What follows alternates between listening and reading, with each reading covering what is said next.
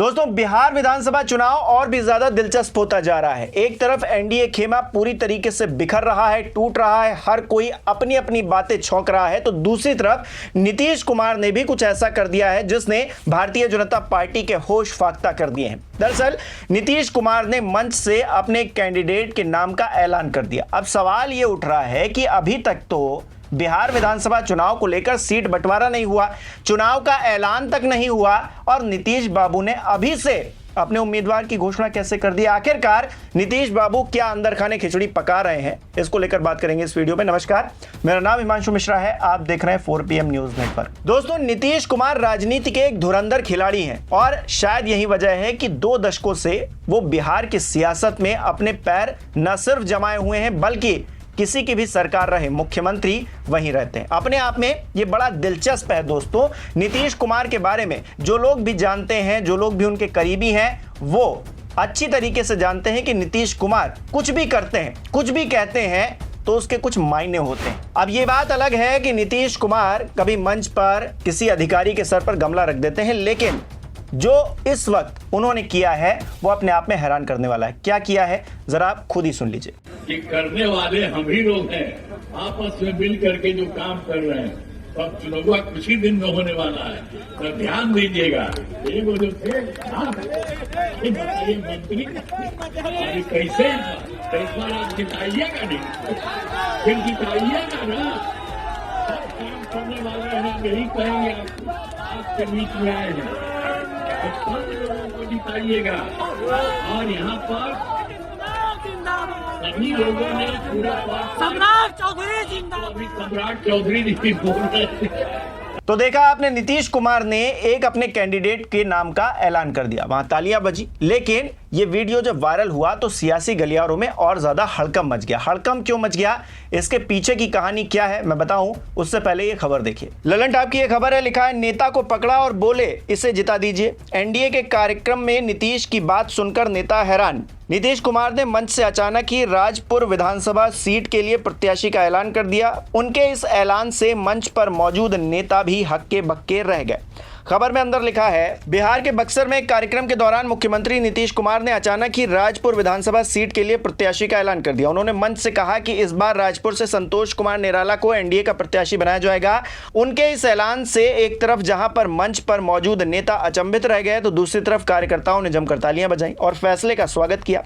हालांकि इस दौरान कई नेता नीतीश कुमार की बात सुनकर चौंक गए, क्योंकि अभी तक राजपुर विधानसभा सीट से प्रत्याशी को लेकर कोई आधिकारिक ऐलान नहीं किया गया है। अब जब आधिकारिक ऐलान नहीं किया गया है तो फिर नीतीश बाबू आखिरकार अपने कैंडिडेट्स का ऐलान कैसे कर रहे हैं। ये जो राजपुर की विधानसभा सीट है, ये किसके खाते में जाएगी, कौन इस सीट से चुनाव लड़ेगा, इसको तय क्या बैठकर कर लिया गया है। कुछ दिन पहले ये खबर आई थी कि जेडीयू 102 सीटों पर चुनाव लड़ेगी और भारतीय जनता पार्टी 101 सीट पर चुनाव लड़ेगी। चिराग पासवान को 20 सीटें, मांझी और कुशवाहा को 10-10 सीटें दी जाएंगी। लेकिन चिराग पासवान ने जिस तरह से अपना शक्ति प्रदर्शन किया, जिस तरह से वो कह रहे हैं कि भाई हमको 20 सीटें नहीं 40 सीटें चाहिए, मांझी कह रहे हैं हमको 10 सीटें नहीं 20 से 25 सीटें चाहिए, एक तरफ वो परिस्थिति है, दूसरी तरफ एनडीए में भगदड़ क्या अब और भी ज्यादा मचने वाली है, क्योंकि नीतीश कुमार अब अपने मन से जहां भी जा रहे हैं प्रत्याशी घोषित करने वाले हैं। क्योंकि एक बार अगर ऐसा हुआ है तो फिर ये बार बार भी हो सकता है। नीतीश कुमार कोई नए नवेले नेता तो है नहीं, वो जानते हैं अच्छे से कि वो क्या कर रहे हैं। ऐसे में क्या नीतीश कुमार अपना मन बदल रहे हैं, ये बात होने लगी है सियासी गलियारों में, इस बात को लेकर चर्चा होने लगी है, क्योंकि नीतीश कुमार हमेशा से ये चाहते थे। आपको याद होगा प्रधानमंत्री नरेंद्र मोदी बिहार के दौरे पर कई बार जा चुके हैं और उन्होंने अब तक नीतीश कुमार के नाम का ऑफिशियल ऐलान नहीं किया है, आधिकारिक तौर पर यह घोषणा नहीं की है कि एनडीए का मुख्यमंत्री का चेहरा ये होंगे। भारतीय जनता पार्टी के नेता तमाम मौकों पर यह कहते रहते हैं कि भाई चेहरा तो कोई भी हो सकता है या फिर चेहरा बाद में घोषित किया जाएगा, लेकिन बात की किसे पड़ी है। अभी अगर घोषित नहीं किया गया तो बाद में कर दिया जाएगा, इस बात की गारंटी नीतीश कुमार जी पहले लेंगे, उसके बाद ही कुछ आगे कदम बढ़ाएंगे। ऐसे में समझ में आ रहा है कि नीतीश कुमार अब अपने मन की करने लगे हैं। धीरे धीरे करके उनके जो तेवर तल्ख हो रहे हैं उसमें वो भारतीय जनता पार्टी से बातचीत नहीं कर रहे हैं या फिर एक कम्युनिकेशन गैप दोनों दलों के बीच में आ गया है। हमने देखा डिप्टी सीएम विजय सिन्हा और अशोक चौधरी जो मंत्री हैं सरकार में जेडीयू की तरफ से, वो किस तरह से आपस में भिड़े हुए हैं, आपस में ही गुत्थम गुत्था चल रही है। इस बीच नीतीश कुमार का मंच पर खड़े होकर अपने कैंडिडेट का ऐलान कर देना कि भाई इनको जिताइएगा, ये एनडीए के कैंडिडेट होंगे, क्या दर्शाता है दोस्तों कि कोई बातचीत अंदर खाने नहीं हो रही है क्या? और अगर बातचीत हो रही है तो क्या वो किसी निर्णय तक नहीं पहुंच रही है क्या? और क्या बातचीत अगर हुई है तो उस बातचीत से जो गठबंधन के साथी हैं वो खुश नहीं है क्या? कहा तो ये जा रहा है कि नीतीश कुमार 102 सीटों पर चुनाव लड़ेंगे, भारतीय जनता पार्टी से एक ज्यादा सीट उनको ऑफर की जा रही है। अब इस खबर में कितना दम है या फिर ये जो बातें हो रही हैं ये कितनी प्रामाणिक हैं, इस बात को मैं नहीं कह सकता, लेकिन